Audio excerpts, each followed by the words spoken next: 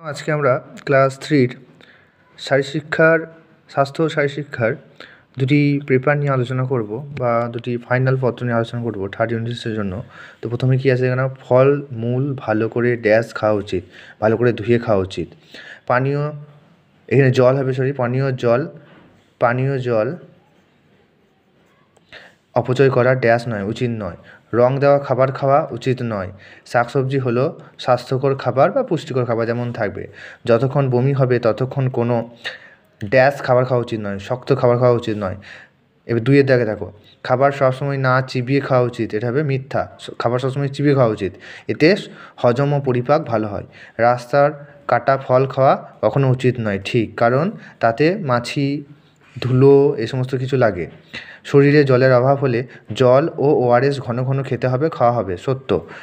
কোষ্ঠকাঠিন্য হলে জল কম করে খেতে হবে, ভুল, বেশি করে জল খেতে হবে। রাস্তায় গাড়ি চালাতে হলে লাইসেন্স থাকা উচিত, ঠিক। তারপরে 3 দাগে দেখো কি বলেছে, এখানে মেলাতে বলেছে, গাড়ি চলবে নিয়ন্ত্রণে, এটার সাথে হবে সামলে রাখবো গতি। খাবার খাওয়ার আগে হাত ধোয়া চাই। চলার আগে দেখতে হবে ঠিক আছে তো ব্রেক, মানে গাড়ি চলার আগে। সড়ক পারাপারের সময় কখনো দৌড়াবে না। বৃষ্টির জল ধরে রেখে হবে, জলেরও তো সাশ্রয়। পানীয় জলের অপচয় করা মোটেই কাম্য নয়। এবার 4 দিকে দেখো কী দিয়ে রাস্তা পারাপার করতে হবে।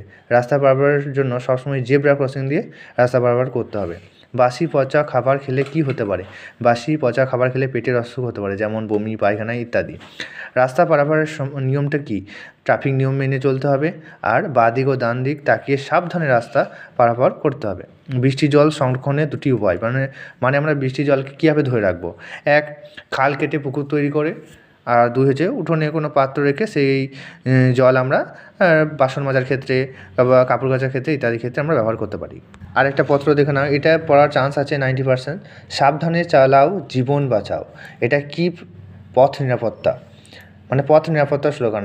যদি সাবধানে না চলো তো অ্যাক্সিডেন্ট হতে পারে, এটা পথ নিরাপত্তার স্লোগান। শাকসবজি কাটার পর ধুলে খাদ্যগুণ না স্বাদ কমে যায়। কি কমে যায়? খাদ্যগুণ কমে যায়। গাড়ি চলবে আস্তে, জোরে না নিয়ন্ত্রণে। গাড়ি চলবে সবসময় নিয়ন্ত্রণে। বমি হলে কোনো শক্ত না জল খাওয়া উচিত নয়।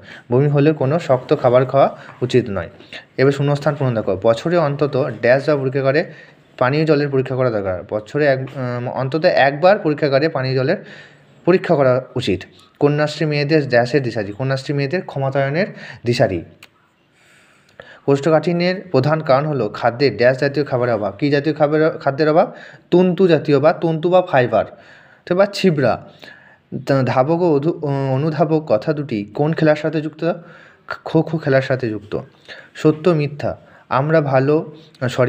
আমরা ভাতের ফ্যান ফেলে দিই কারণ এতে খাদ্যগুণ বৃদ্ধি পায়, মিথ্যা। কোষ্ঠকাঠিন্যের জন্য পায়খানা খুব শক্ত হয়ে যায়, এটা কি? সত্য না মিথ্যা? সত্য। বেশি জ্বর হলে বমি হতে পারে, সত্য না মিথ্যা? সত্য। লাইসেন্সটা থাকতে হবে, নয়তো চলা নয়, সত্য। লাইসেন্স নিয়েই চলতে হবে, নইলে যে পুলিশে ধরতে পারে, ট্রাফিকে ধরতে পারে। মেলাও, এটা মেলাতে হবে, ক স্তম্ভের সাথে খ স্তম্ভ। সিট বেল্ট পথ সুরক্ষা। কোষ্ঠকাঠিন্য, জল বেশি করে খেতে হবে। সিটিং বক্স, এটা খো খো খেলা সাথে যুক্ত।